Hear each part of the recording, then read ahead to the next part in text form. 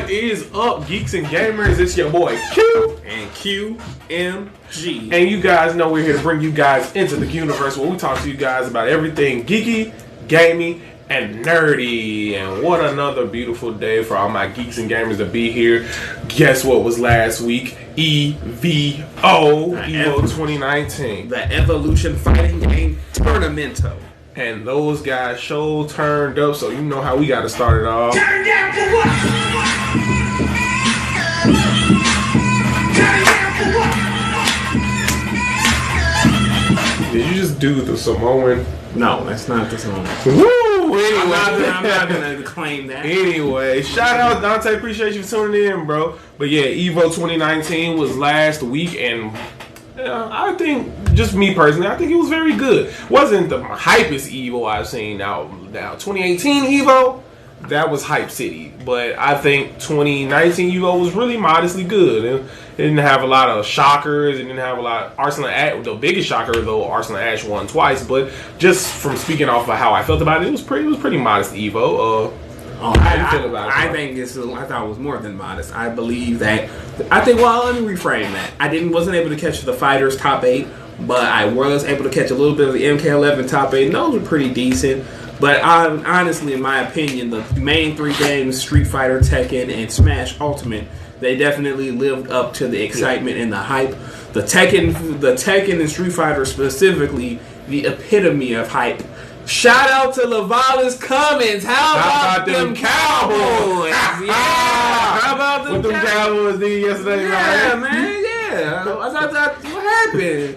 What happened? What up, V? What up, Vince? That's enough of the sports talk. We had to get him. Get it out the way. Get it out the way. I mean, he's gonna hear it tomorrow, but we had to get it out the way. But yeah, the tournaments for Street Fighter and Tekken's top 8, specifically their grand finals, were some high drama. Of course, the top 8, the grand finals rather, for Street Fighter 5 was Karen and Rashid, and it was very tense, very much back and forth chess. Ultimately, Karen was able to clinch it out. Chan's been winning some majors in the last couple of years. And this is his first EVO win, and like you mentioned with Arslan Ass in Tekken 7, defeated one of the main Tekken gods, Ni, and it was an amazing match. Let's read with Lavala's. Oh, no, I just said my brother's keeper. Oh, no. Oh, man. Here we go. I can't see that. What did he say? Shake my head.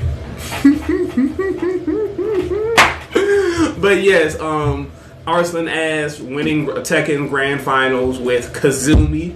Beating, and it's ironic because the character he picked, Kazumi, is the mother and grandmother of the 2 characters Ni was playing, Kazuya and Jin.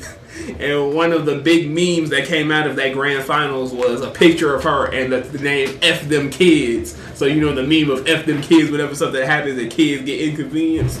They were able to go on ahead and use that for the top 8 yeah, just for you, Vaughn. That's why we got the trash bag in the background, just for you. Them Cowboys. Just for you. Yeah, and with the Smash Ultimate top 8s, of course, MK Leo, the man to beat in Smash Ultimate, took home the top prize with his Joker, which, I'll just say this, you know how me and Q have spoken about Smash Ultimate main eventing EVO for the past couple of weeks, but I will be the first to admit that it lived up to all expectations and it knocked it out of the park. There was no controversy, there was no type of inconveniencing. It was foot on the pedal from the start to finish. Yeah. A lot of high energy matches which I believe, I know they lamented rather, how it was a different setup than what they were used to, 2 out of 3 instead of a 3 out of 5 setup before they reached the grand finals and losers finals. Well, the winners, losers, and grand finals, they had the 3 out of 5 setup, but anything before that was 2 out of 3. But I think that was a good way to do it because it was fast paced, a lot of heavy hits, a lot of hype moments. It was awesome. It was awesome to see. You had the Jokers. You had the MK Leo's Joker just biting folks left to right. I expect a nerf for that character. Lucina just ripping folks to shreds. Pokemon Trainer's Ivysaur. That was pretty. The player who played that was very much on point with that. So do you think this was a better Evo than 2018? I can't honestly say that. I missed Soul Calibur 6's, Blaze Blues, and Dragon Ball, so it'd be unfair and inaccurate for me to speak on that in that regard. Mm-hmm. But I will say, as far as the main event games went, it definitely lived up to it. Now, and I'll throw it to you on your opinions on this. But I believe that while Tekken 7 was certainly the favorite to main event this year, not only do I see it might main event, there's a chance it might not main event next year just on how well Smash Ultimate did, and there's a chance that the roles can be reversed. So it'll be very interesting, because I'll say that this is like the first EVO in a long time where I can honestly say, from what I've seen, there's been no disappointing games. Q? You know how I just, like I said, I thought it was not as good as EVO 2018. That's why I didn't get a chance to watch a lot of it or try to watch it. I didn't have a want to. But like they always say, you can teach his own. I'm very happy with the rate that it's going. It hasn't slowed down, at least in my eyes. It just wasn't very appealing to me this year, and I'm definitely ready to see what they do next year. I'm really ready with all these new characters, new mechanics. By next year's time, it will be a whole new ball game, which I'm pretty sure with the way Smash actually did this year, I'm pretty sure it's gonna be the final game again. It all depends. And then we didn't get a major announcement for it, like I thought we would have. I know a lot. I guess the naysayers were correct. I was kind of surprised at that too.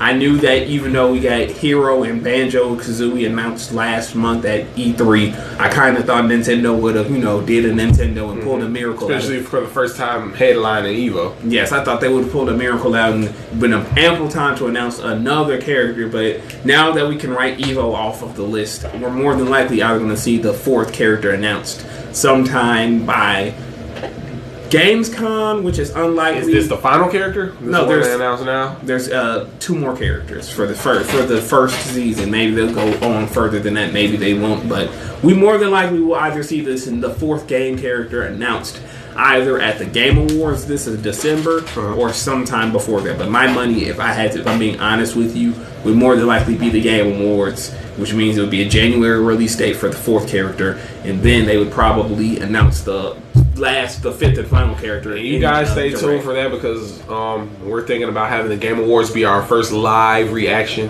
to any type of video gaming media. So you guys stay tuned for that. Yes, which should be interesting this year, just based off of some of the games that have come out, and because new systems getting spoke of. Yes, well, do you think that? No, I don't think they're going to talk about the new systems, but maybe games that are going to be on the new systems. Yeah, I think that the major things we'll see is more likely the video games, not necessarily anything console wise. I think we'll see more on Avengers, FF7 remake, Halo. So these things of that nature. So that'll be interesting. Like I said, 2 years ago, the Game Awards blew my mind. They had a lot of stuff that I didn't think could be not leaked that they kept unleaked. So yes, Soul Calibur 6 was probably the hypest thing I've seen in a long time during any video game type of media.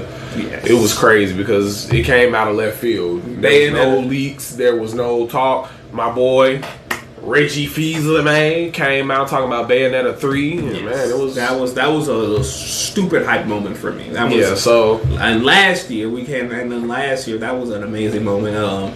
We had the reveal for Mortal Kombat 11, a game most people at that time period wrote off as it was going to be on the next consoles, but they were able to surprise a lot of people. Exactly. Joker was announced. Oh yeah, I was in the game. I remember when everybody started tweeting it and putting it on Facebook. Joker. I was like, the Joker from Batman. I didn't know it was Persona's Joker. Yes, I was in a GameStop waiting on my copy of Smash Ultimate that night, and the guy he had the Game Awards on his phone because they couldn't put it on the TV.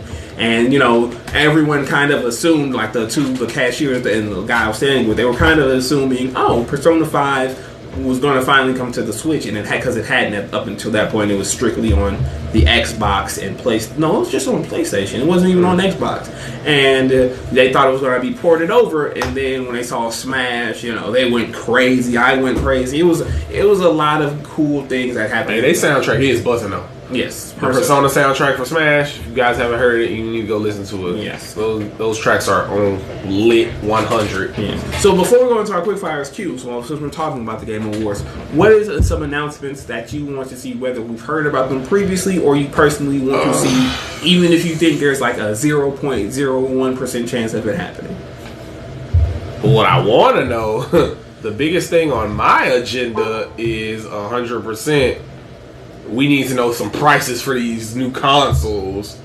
I don't want to get too deep into politics, but these tariffs and taxes have an essential key point of boosting up all the prices on these consoles. So I know, like you said, 0.0% chance, but I still want to know some prices. Yeah. Well, I know that the games developers and companies they're going to fight back on it because, like you said, they understand the financial degree and as $599 US dollars. As we've seen with the follies of the PS3 and Xbox One, respectively. We've known that the consoles can literally live and die on their price. So that's something for me personally. It's two things really: Bayonetta 3 news and the next character in Smash. Those are the main... I'm sorry, and a trailer for No More Heroes 3. Yes, because we finally got the actual trailer for it. I'm ready to see more gameplay on that. That's one of my favorite games of all time. So yes, I would be very much enthused on seeing that.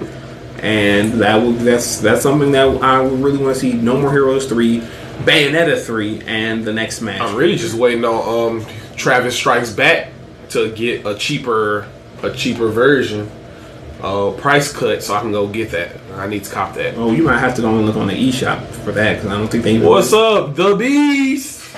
The Beast, what up, Beast? What up?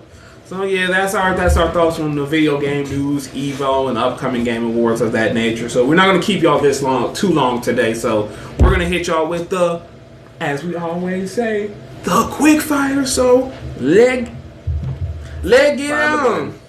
I thought that was a let's get. Well, I mean, we'll leave that. We'll leave that one. See, and this is why you guys love watching us, because on any given episode, me or Q will forget one of our button cues and ask about it. More so than me, more so me than Q, but since he just did it now, I'm going to say it's the both of us. So, the first quickfire thing is the first quickfire topic is about the Marvel streaming shows. We talked about this at length and DC streaming shows. Some things we're gonna talk about that more in the final thing. But one of the things about it that we really didn't get a chance to touch on is What If, which is an animated series set in the MCU that talks about for diverging paths in the MCU and what would happen if things happened differently. And Q, of all of the things that you've seen in the MCU and all of the major events, what would you like to see them do differently in the MCU, whether it's in the series or otherwise? First thing I would like to see them do differently is they need to have my guy who plays Matt Murdock in the Daredevil show actually be the Matt Murdock in the Spider-Man movie if they're going to go that route where Daredevil is the attorney for Spider-Man, Peter Parker. So that's one thing. Well, I guess I should broaden it up, like not like something that could theoretically happen, but something that could only happen if a major event in a previous Marvel Cinematic Universe movie happened differently. Black Widow not die. Oh yeah, that's major. Yeah, that's a major thing. Yeah, that's you just answered me too. So on to the next one, and it's a good sad thing that you bring up Daredevil because there has been very reputable rumors. I don't know exactly how serious it is going to be down the line, but hold on, it's me. Yo boy, JB. What's up, JB? What up, Jared? Appreciate you for tuning in. Yep. Before we go to that topic, that quick fire topic, I just want to say, from me and QMG, once again, thank you guys for tuning in. Thank you guys for the support. We're going to try to keep bringing you guys great content. We're trying to get better every episode, so you guys just keep tuning in. We're in this together. You guys are the reason we do this. You guys keep tuning in. We appreciate it so much, and we have like I said, we're always trying to produce new content, and it's coming. We're trying to keep everything going, and you always can follow us on Facebook at my personal page, Quentin Ziegler, at QMG's Cormon Star G on Facebook, as well as Into the QUNIVERSE Facebook page and Geeked Up Media's Facebook page. Yeah. And as well, you can go ahead and like and subscribe to us on YouTube at Into the QUNIVERSE. And I cannot stress this enough. Thank y'all for coming on out for the YouTube video.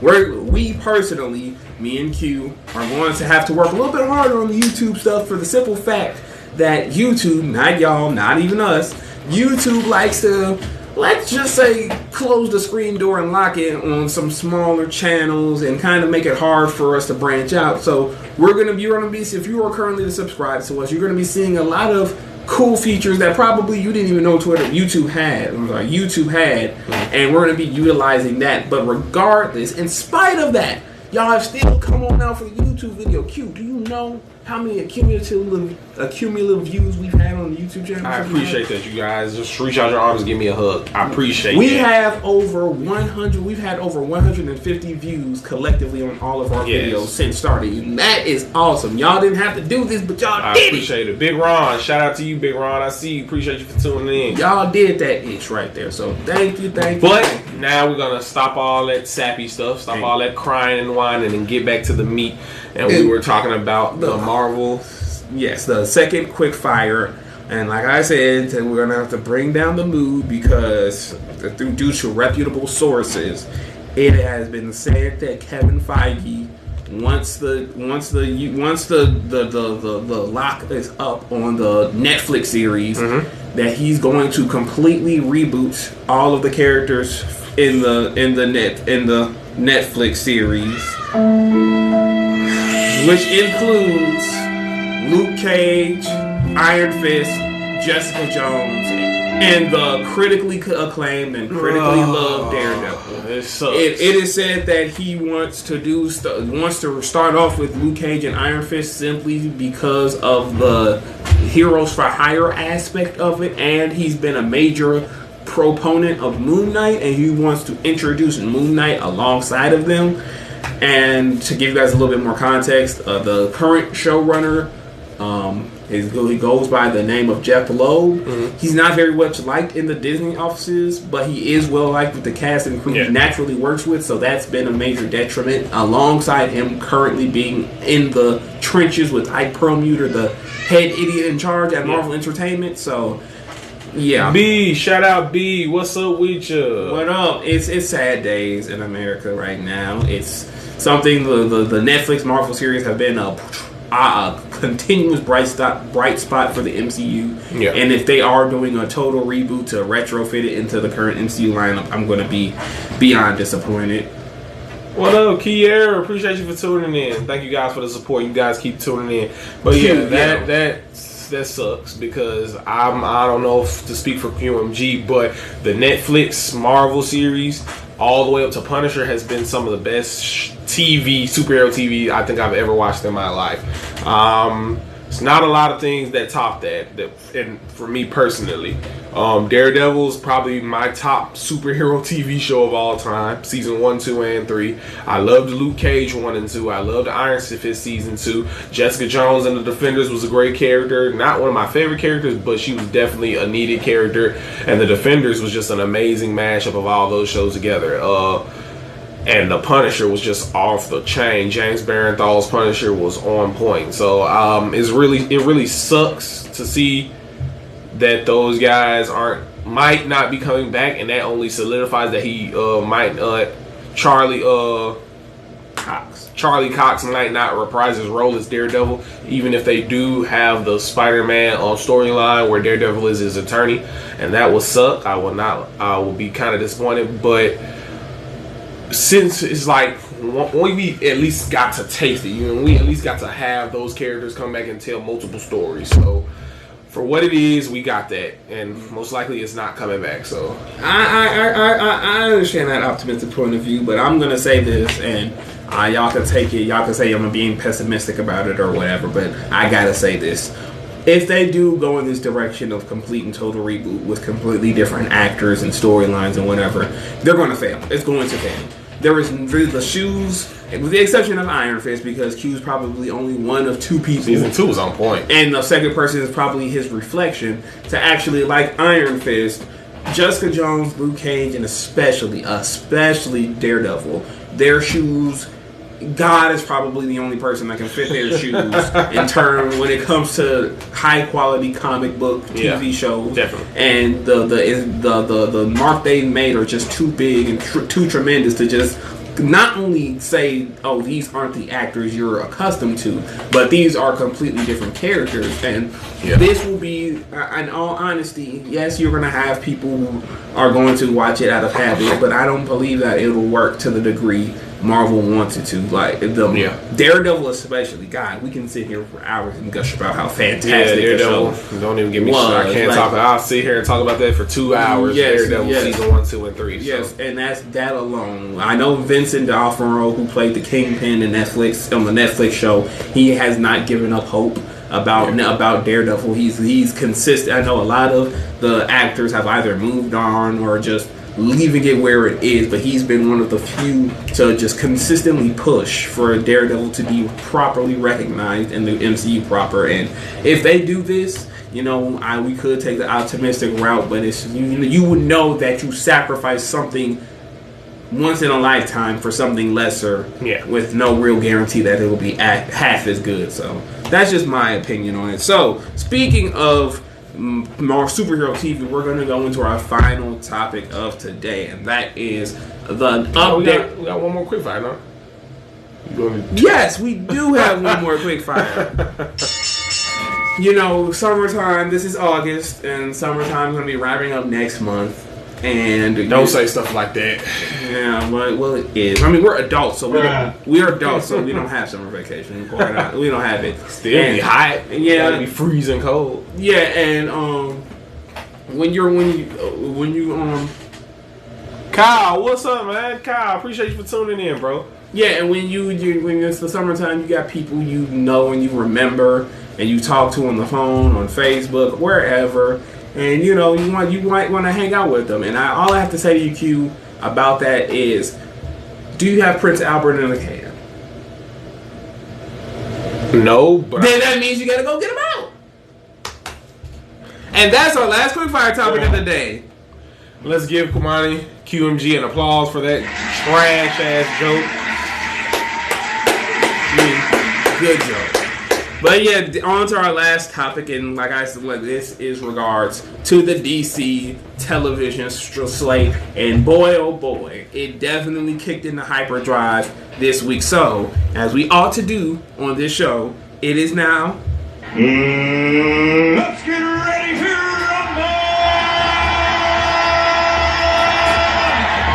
rumble! So now, recently, it has been announced, both somewhat officially and officially, that not only will Cress Williams, Black Lightning, and I believe his daughters, played by China Anne McClain, and his other daughter, whose name I'm spacing out on, but they play Lightning and Thunder respectively. Yeah. They will also finally be crossing over with the other Arrowverse shows in the Crisis on Infinite Earth storylines, but also Michael Trachtenbaum, who played Lex Luthor in Smallville, will also be in Crisis on Infinite Earths. But that's not it, ladies and gentlemen, because you know him, you love him, you can't live without him. But the original voice of Batman of the animated series, Kevin Conroy, will be making his live-action debut as Bruce Wayne throughout Crisis on Infinite Earths. And I'm going to kick it off to you first, Q. What is your reaction to this news? First, I gotta answer Sean Richardson. Yes, I'm fat. I'm trying to get like you. But anyway, eating good, man. But anyway, yes, Kevin Conroy. And let's backtrack. Okay, let's go into the Black Lightning. You're a big fan of Black Lightning. I'm a fan of Black Lightning. I liked it. I seen season 1. Didn't get into season 2. Didn't watch the trailer for season 3. But I think them introducing them into this fold where we have mostly predominantly white characters, not a lot of black ethnic characters that deal with those type of scenarios is always good to add into the fold. They have Iris and they have Diggle, but they're neither anything racial. Yeah, or any not just racial. A lot of tensions that's going on in the black community, like black on black crime and stuff like that. And Black Lightning does deal with that. Yes. So it's good to see those guys get into the fold dealing with other heroes, which predominantly they only deal with their community.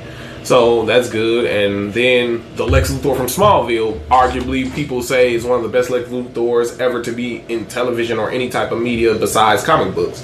To see him come back and reprise his role, that just hypes up the hype meter to 1,000 with all these other characters coming to reprise their roles and playing new characters.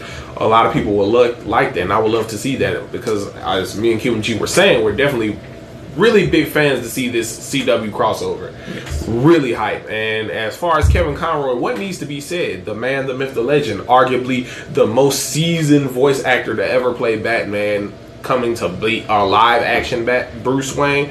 Oh, what else can we say? There's really nothing else can say, but we're ready to see them implement this, and hopefully everything flies smoothly. Yes, I agree with you 100%. To start off with your Black Lightning point, I know in past interviews at certain conventions, there's been several different cast members who have lamented the fact that if they ever did cross over with the CW show, the other shows, because for those who don't know, Black Lightning doesn't take place in any of the established CW universes. It's completely on its own entity in its own separate pocket. It doesn't cross. It's not in the same world as Supergirl or the world that Flash, Green Arrow, and Legends take place in. It's in its own universe that's more realistic and stuff, and in that regard. So, and they did express that if that did happen, they would have to address certain the problem that they go through and juxtapose it with the problem that the other shows got to. So let me pause you for a second. A couple of these comments from our viewers. Sean asks, because I already told him earlier this week that I haven't had a chance to watch it yet, but Sean wanted to know, have you watched The Boys? No. And did you have any inkling on watching The Boys? Well, if I can get off of work early enough, I could probably end up watching. You gotta look at the camera. Do that meta look. If I can get off, if I can get off work early enough, I could probably find the time to watch The Boys. And when that happens, then I can. The Boys actually got some really great reviews. Actually, is that anything to sway you to watch that earlier than you planned? Well, there's a lot of things currently that I'm trying to watch. Still, Legion ends completely. The series finale is tomorrow, and I still haven't watched the episode before that. So hopefully, I'm able to binge watch the episode, the last week's episode, and then probably not watch tomorrow night's finale tomorrow. So that's what I'm trying to do. And then after that, and when I got that all squared away, then I'll probably start watching The Boys. So yes, that's my major plan to watch, so I can get an opinion and let y'all know what I think about that. He says you get off by 4 and have all weekend. Well, I'll be tired. Like I said, I'm not complaining. It's just that if you guys want me to watch something, just know that I'm trying my best with what I can. But anyways, back to important stuff. But he said Legion's gonna be good too. He's gonna finish it up as well. That's something that I know Black Lightning wants to do, and if they ever want to cross over, so I know for that to even be a possibility, that must mean that they might touch on that in some degree. Smallville. This is the first piece. I hope they announce more previous Smallville actors and characters to be in this crossover. Definitely. Smallville, for me, I have the same feelings about Smallville as I do about Brandon Routh playing an iteration of Superman. Yeah. Those characters and actors deserve to be a part of something like this because they helped lay the groundwork for it. They laid the groundwork for Smallville wasn't the first superhero TV show, but it was certainly the most important in what it did, and even for all of its flaws and its accomplishments. If they're going to celebrate DC television, which seems to be the goal of Crisis on Infinite Earths, then you need to have as many cast members of Smallville as possible, and having Lex Luthor potentially is the first step. And the biggest news, Kevin Conroy playing Batman for the first time in live action is going to get butts in seats Period. It's gonna get butts in the seats regardless. The whole every episodes can be trash, but just seeing Kevin Conroy be Bruce Wayne in live action is going to be worth it. Did they say he was going to play any type of Batman role or strictly Bruce Wayne? It's strictly Bruce Wayne. Okay. And for those who don't know, Kevin Conroy he created the philosophy, the way you play Batman, in that Bruce Wayne is the mask, Batman is the person. And when he plays Bruce Wayne, he always plays it differently than how he would play Batman. So I wonder if this is going to be more akin to the Batman Beyond Bruce Wayne, who's a recluse and can be more Batman while still being Bruce Wayne. Or are we going to see an ambivalent Bruce Wayne trying to pretend he doesn't know what's going on, only to flip the switch and show how much of Batman he really is, which would be, either one would be awesome in my opinion. And yeah, we're definitely going to be subscribing to the DC channel. We're definitely going to subscribe to that. If he gets it, I'll just watch it off of his account. Don't flag me down, DC. But but definitely, we're definitely going to subscribe to it because I definitely have to see. I have to start Doom Patrol, and I got to see Titans season 2. Not Teen Titans, Titans. And speaking of good old Titans, officially the trailer that dropped at Comic-Con has officially been revealed to the world. And Q, you haven't seen it yet, so I'm going because I haven't finished Titans, so I don't want to spoil it for myself. So I'm not going to go into too much detail, but I will say this.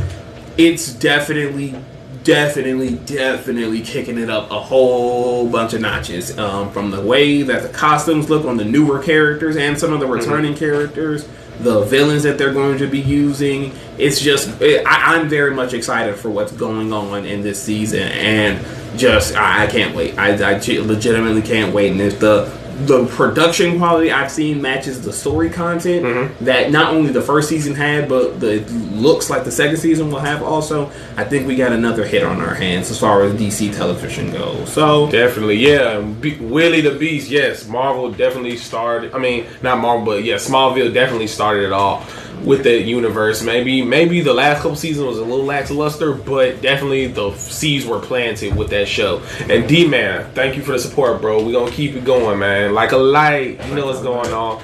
But with that being said, we're getting ready to wrap it on up. But before we wrap it up, any final thoughts? Not really. I would say that this has been, quite honestly, the slowest geek month of the slowest post Comic-Con geek month we've had. Actually. And I guess that's more attributed to things slowing down in that front, but they're gonna pick back up. That's always, you always have a slow down period before the roller coaster starts back up again. And we're gonna keep bringing you guys that fire. I really don't have anything. Brian, what's up? Appreciate you for tuning in. I really don't have any final closing comments. Like you said, it's been a pretty slow month. Shout out to Scary Stories Told in the Dark. I saw that last night. Very decent movie. I give it about a 7.5. The pacing was good. It's PG-13, so it wasn't a lot of blood and gore. But the story was really good, and hopefully it makes enough money to set up for the second one. So you guys, if you haven't seen Scary Stories Told in the Dark, and you like a mighty scary movie, go see it. Like I said, it's not too scary and it's not too slow. So you guys go see that. But that's it. But you know how we always gotta turn it out. Thug it out. Appreciate you guys for tuning in. So this was Into the QUNIVERSE with Q and QMG. And to all my geeks and gamers, you gotta stay nerdy. We love it. You always can watch us on YouTube at Into the QUNIVERSE. You can follow us on Facebook at my name, Quentin Ziegler. Monstar G on Facebook and the Geeked Up Media page. You guys can find all our content. This video will be edited and posted up on YouTube tomorrow, so you guys stay tuned for that. And like we always bring you guys everything geeky, gamey, and nerdy. Peace, love, and respect. We out. Peace.